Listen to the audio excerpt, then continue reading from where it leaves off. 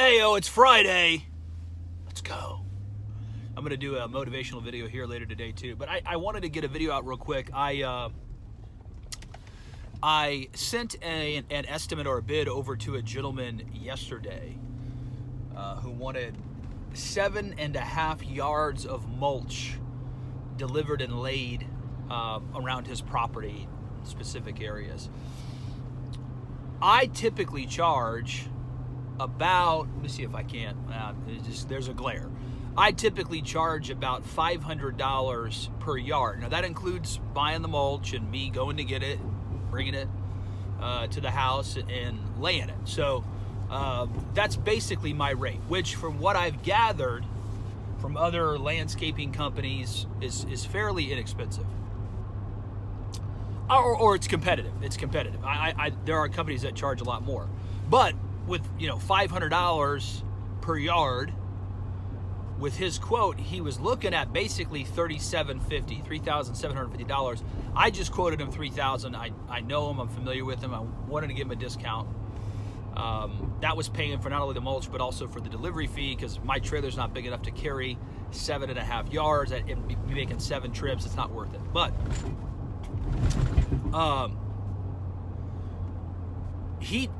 I sent this all in writing via text. He texted me back. He was like, "Wow, I have to rethink this. This is way more expensive than what I thought." And I said, "Well, if I can, how much have you paid in the past for this?"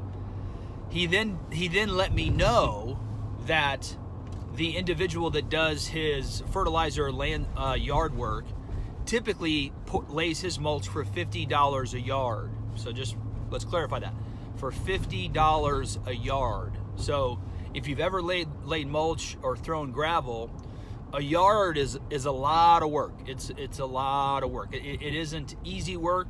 It's very strenuous, and it's especially mulching, because it's supposed to be an aesthetic thing. You really want to. It's not a super high skill set to make mulch look good, but you don't just throw mulch down and walk away. You really want to spread it out evenly. If you're doing it right, in my opinion, you have a nice thick bed of mulch that looks good.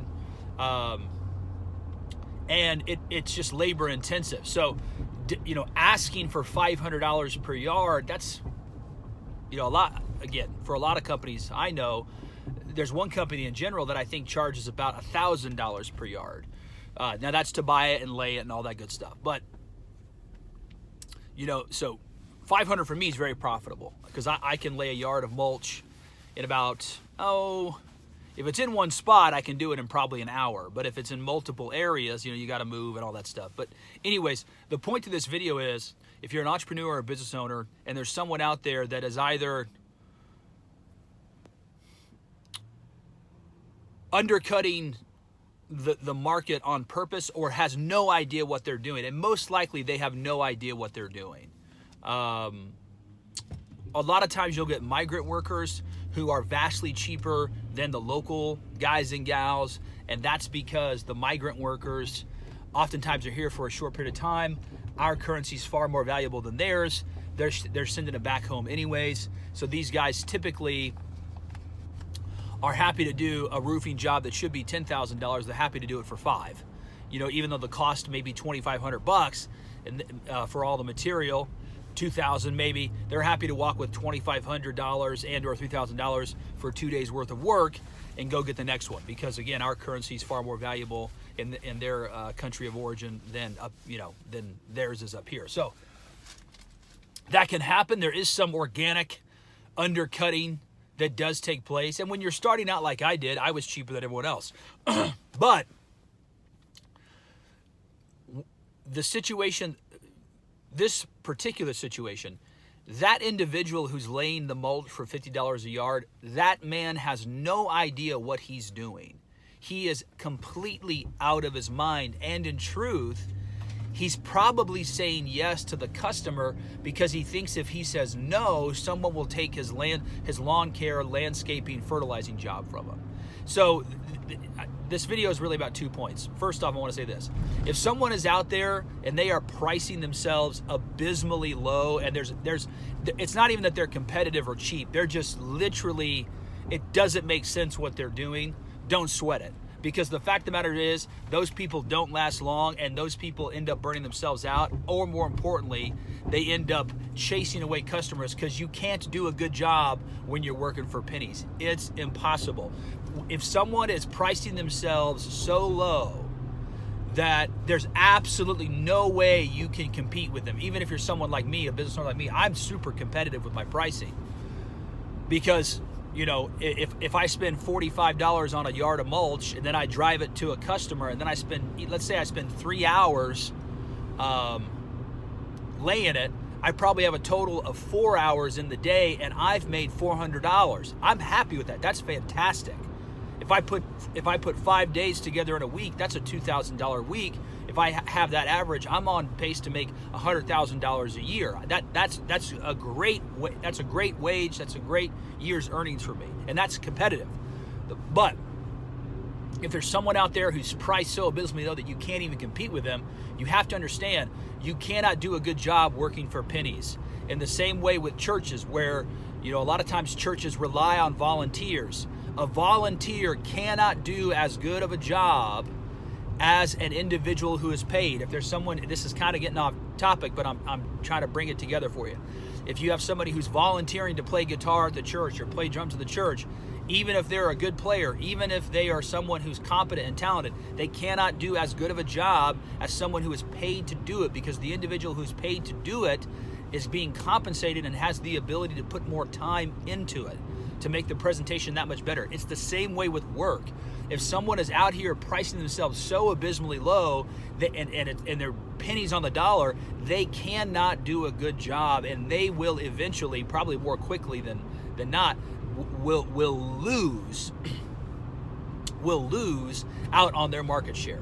Because again, you can't do a good job when you're working for pennies on the dollar. It's impossible. It doesn't work. Now, that's the one part of this video. The other part of this video is speaking to that guy's business concept, as far as he has his thinking. The customer that I spoke to, his landscaper, lawn care, fertilizer guy, whatever, he has a famine mentality. Okay, he has a mentality of poverty. He thinks he's probably charging the guy $200 or $300 a month to mow and fertilize his yard. He's probably charging a pretty good rate. Those guys tend to charge high, and they should, especially the fertilizer guys. You got to be certified. You really got to know your stuff, and it's hard work. But he has a poverty mentality because what he thinks is, well, I have to be cheap on other stuff, or I'll lose my main course of business. And I can't say no to him, because if I say no to the guy, now I'm speaking from the standpoint of the business owner who's mowing the customer's yard and putting fertilizer. He's thinking to himself, if I say no to my customer, I risk someone else coming in and laying mulch and then building a relationship, and that person taking the mowing, fertilizing job from me. So I can't have that, but I also can't charge him what I really should charge him for laying mulch, because what if he gets mad and then he wants to leave me too? So what ends up happening, this guy who's probably making $200, $300 a month, maybe more, from this customer to mow and fertilize his yard, feels like he's basically knocking this guy's head off, which he's an idiot. So he's charging him $50 a yard, and it probably takes him literally 2 or 3 days to do it, which is, for the customer, if I was the customer, I'd be extremely annoyed if that was the case. But the point is this, what I want to get across to you that's even more important than the frustration of dealing with people that are pricing themselves so low, there's no way that you can be competitive. There's no way that they can stay in business. That's another thing. I wanted to touch on it. The more important point, though, to this video is, if you're an entrepreneur, if you're a business owner, and you're trying to build a business, you're trying to be successful, do not have a mentality of poverty. Don't do it.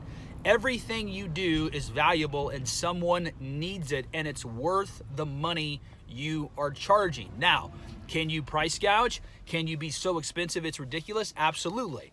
I'm going to do a job for a gal where she needs a whole new front door, and it's an older system, it's an older build where they put in 4x6s or whatever in certain spots on the wall, and they're all rotted out, and we got to replace it. We're probably going to have to do some mild construction to the house. A company showed up at her door and quoted her $14,000, which is absolutely ridiculous. That's stupid high. Now, the truth is, for me to do it with my associate, it's probably going to be $5,000 to $6,000 because the door alone has to be custom, which she wants a custom door. And the door alone is probably going to be $1,000 to $1,500 due to measurements, due to special order, let alone all the work that goes with it. So it's still going to be high, but it's not going to be $14,000 high. So don't price gouge people. Don't try to knock people's heads off and be dishonest and disrespectful.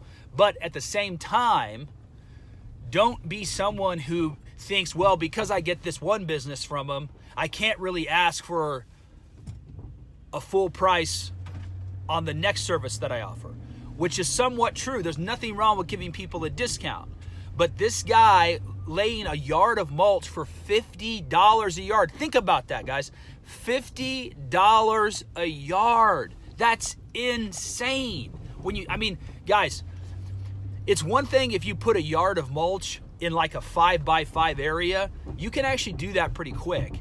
But most of the time, areas around homes that have mulch, they're around trees, they're around bushes, they're around the edge of the home. It's strategic, it's somewhat aesthetic and or artistic.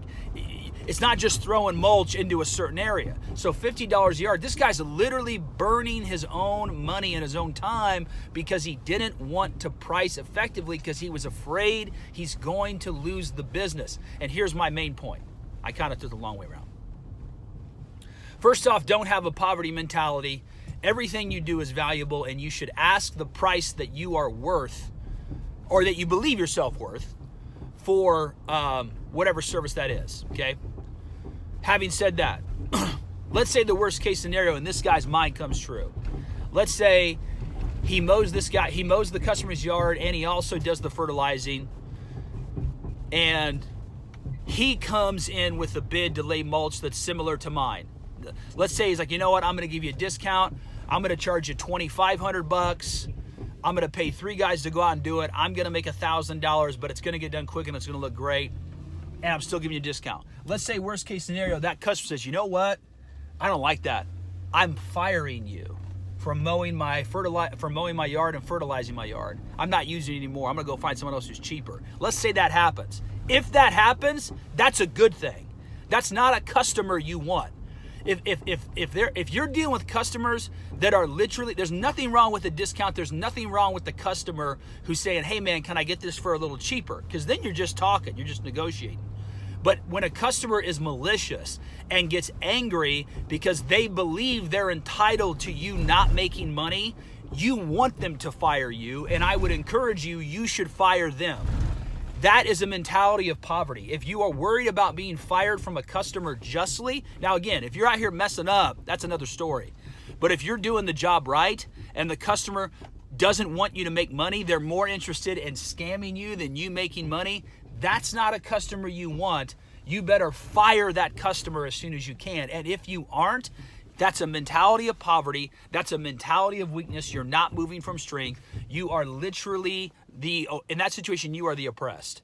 You are not being paid what you deserve. Especially if you're just honest and you're going to do your best. I mean, there's a lot of guys out here, I'm a handyman, and there's grades, there's levels of handyman effectiveness. There's a lot of guys out here that are just dishonest. And if you're someone who's honest and you're doing your best, many times that's more than enough compared to a lot of guys that's out here. I know that kind of sounds like a low bar, but it's really true. So if someone doesn't want you to make your money, again, this is a worst case scenario. Very few people are this way. Very few customers are this way, and they tend to sort of reside in the same circles. But if they're, again, this is the worst case scenario.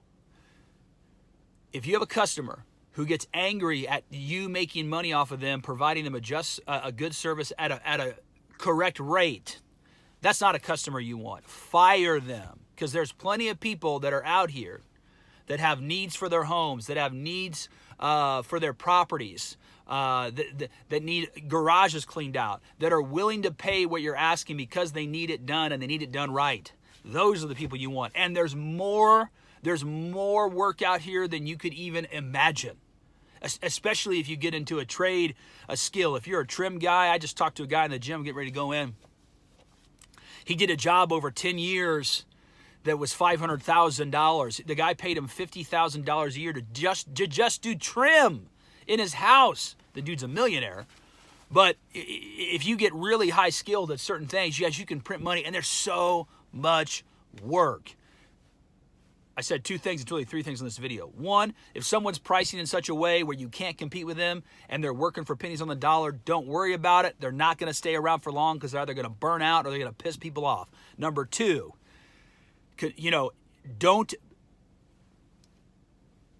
be afraid to ask for the price that you should concerning a service if you already have a job or another continued service with that person. Don't be afraid to do it, because what you're offering is worth the price that you're demanding. Number three, if that customer is a piece of shit and doesn't want you to make money and gets mad when you give them a high bid on a big job like 7.5 yards of mulch, fire that motherfucker, because they're not worth your goddamn time. If you've liked the content, like, share, subscribe. If you've hated it, send it to someone you hate.